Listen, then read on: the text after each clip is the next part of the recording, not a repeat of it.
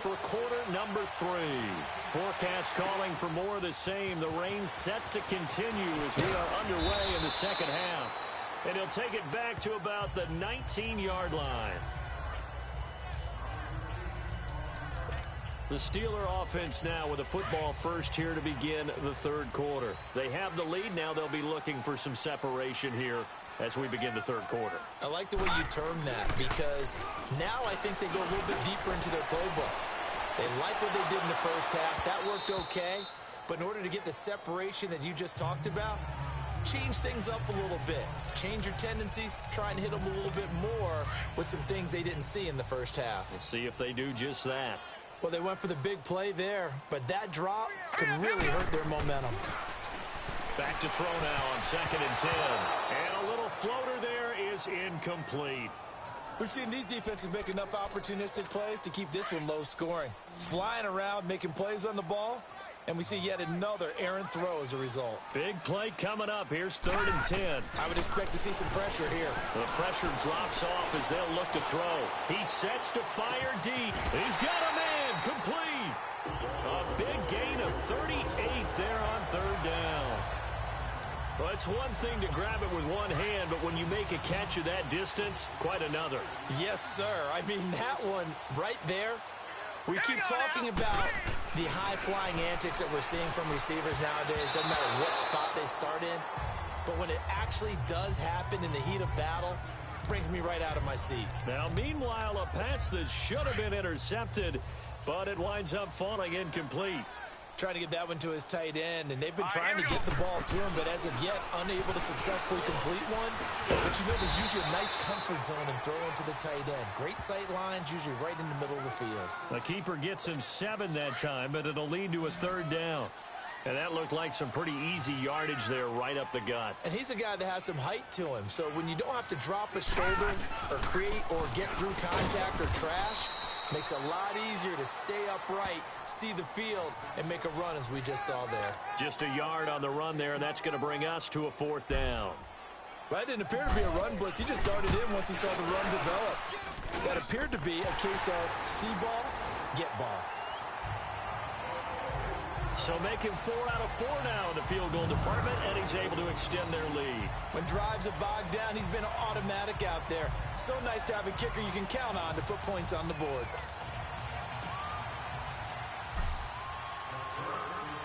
After the field goal, here's Elliott to kick it away.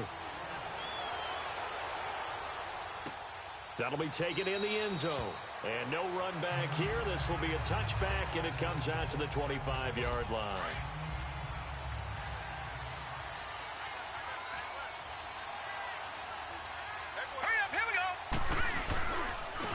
And on the ground they go with a running back. And he'll work his way across the 30 to the 32. It's a 7-yard carry to set them up with a 2nd and 3. You know, despite the scoreline, I think they've got to like where they are here. They're on the road and just one big play away from getting right back in this game. I'm going to follow right along with you because the spot they're in now is a credit to their defense. They've kept them in it by making the plays that they've made, and that just means you're one big score away from being right back there. Now the question is, can this offense step up and make that play? Because that's been an issue for them in this game. Tough first half for him, unable to put up the numbers he's used to producing. But with a guy like him, you and I both know it just takes a couple of explosive touches for him to make an impact on this game and on the stat sheet as well. And not going to be able to push this forward. He runs into a wall right at the line of scrimmage. Sometimes with the running game, you've just got to stick with it. Look, it's the third quarter, no time to panic. But that also doesn't mean you just do it the same way you've been doing it the entire ball game. Maybe change up some blocking assignments or run a few different plays, but stay with the overall essence of the running game. So 1st and 10 now from the 30. Now let's go. They'll try and start this drive in the air.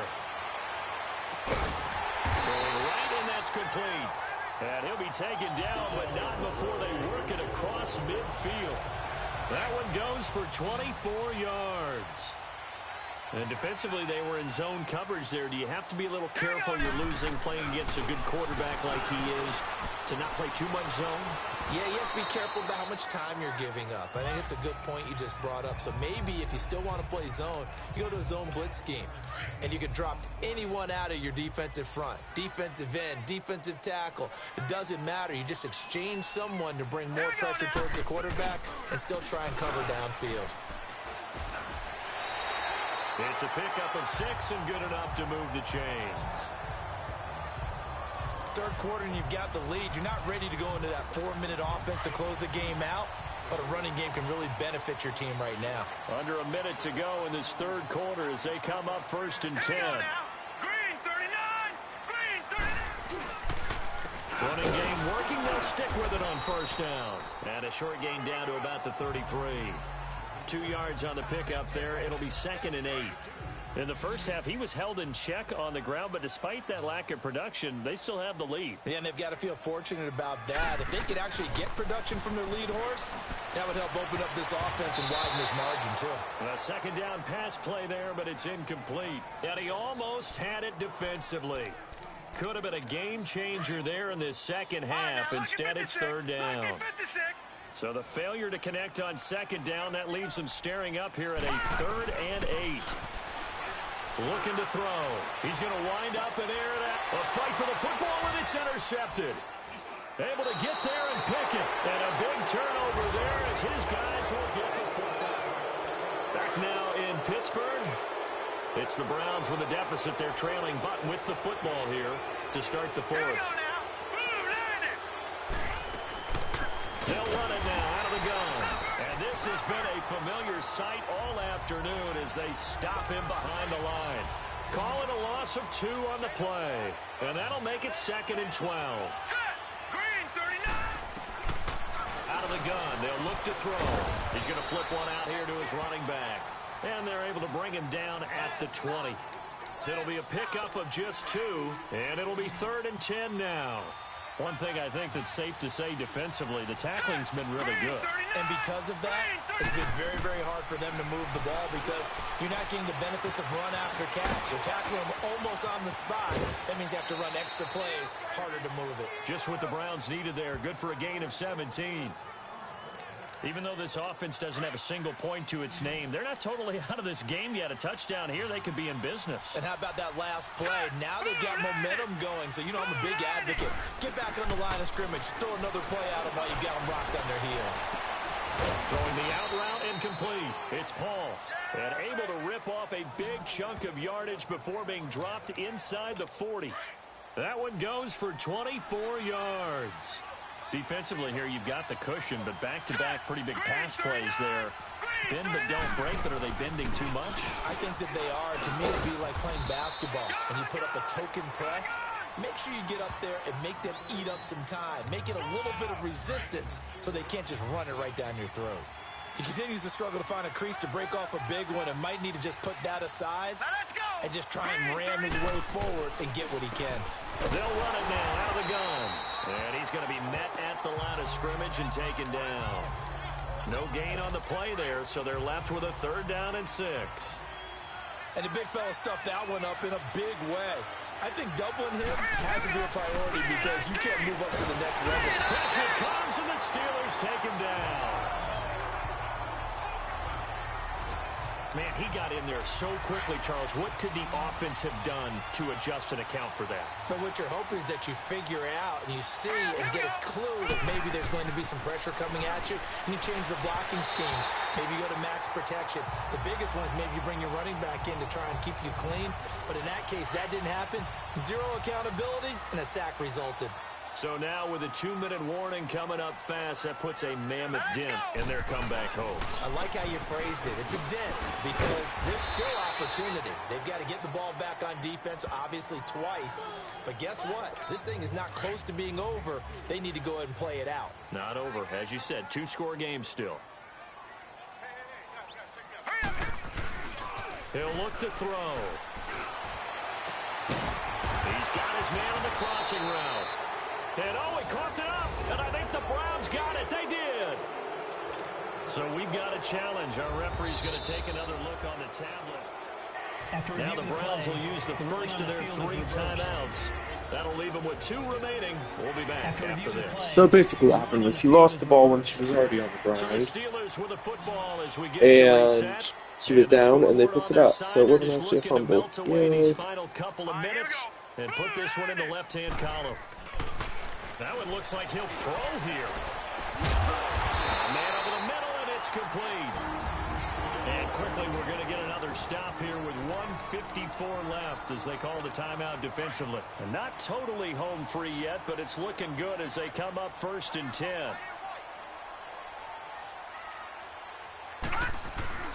On 1st down, Parker. A strong broken tackle on that one. And then they get him to the ground just shy of the 15.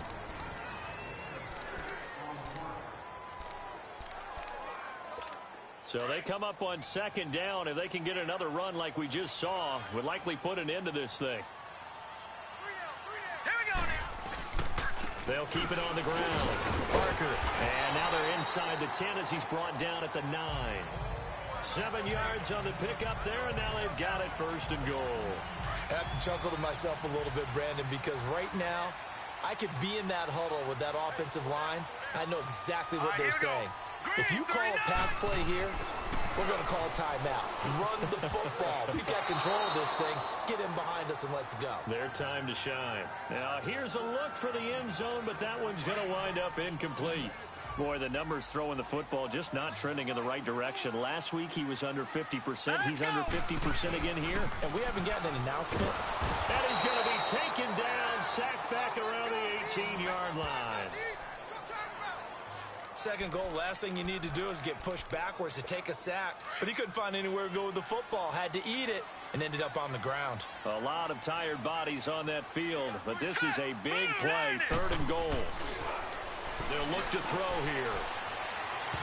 And that is incomplete.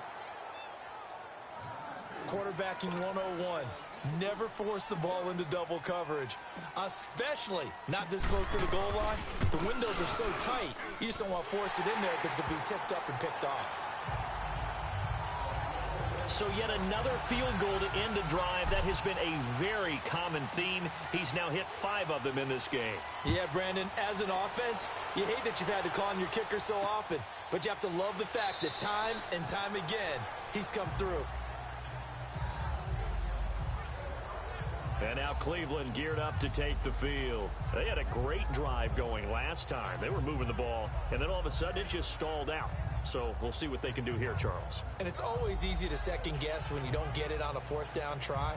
But they had to like the feeling that they had going on offense. They want to continue to see if they can capture that again on this drive and maybe get in the same position. Yeah, and that's, I mean, like I said, they were moving the football. It's not like they went 4 and out, so I don't think it's a... And the Steelers pressure too much here. He's going down. The Browns trying to get back and set quickly here. Time ticking away.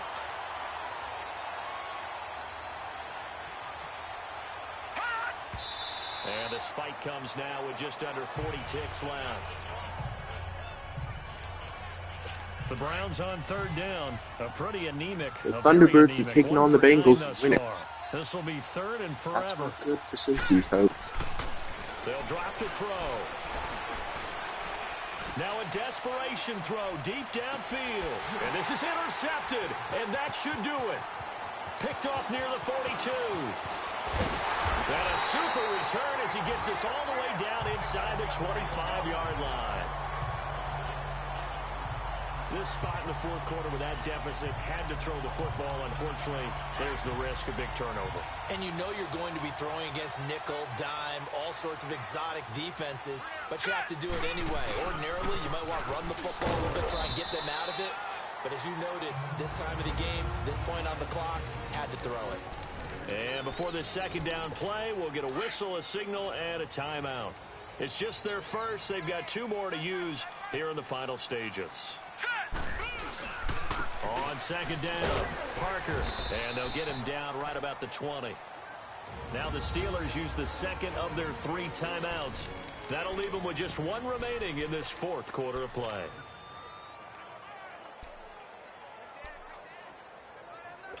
And the Steelers on 3rd down. Not so hot. 2 for 9 to this point. This is 3rd and 7. Here we go now. Green 39. They'll look to throw. And he will find his man on the outside. And he will have the first down before he's tackled at the 12. And now we're going to get a timeout. Somewhat pointlessly called with 3 seconds to go in a game that's already been decided. Oh, now look at this. They're lining up to add 3 more, little insult to injury here late in the game. And the 14-year trusty veteran able to knock it through. And that's going to open the lead up now to 3 scores at 18-0. Well, Charles, the forecast called for rain throughout the entire game, and we got rain throughout the entire game. But these two teams, they had fun getting dirty out there. They love the slop. Did you trust the forecast ahead of time? Are you one of those guys that's skeptical about it, or did you trust it? But when I saw just a big blob of green on the radar, I said, okay, let's trust. Yeah, and that's why I'm glad you took my advice. Got your notes laminated, because, you know, open-air booth, that rain can affect us as well, although not as much as the guys on the field. But let's face it, it's kind of fun to watch these types of games, isn't it? It is. By the way, how impressive is it that you travel with a laminator? I didn't even know there was a portable laminator.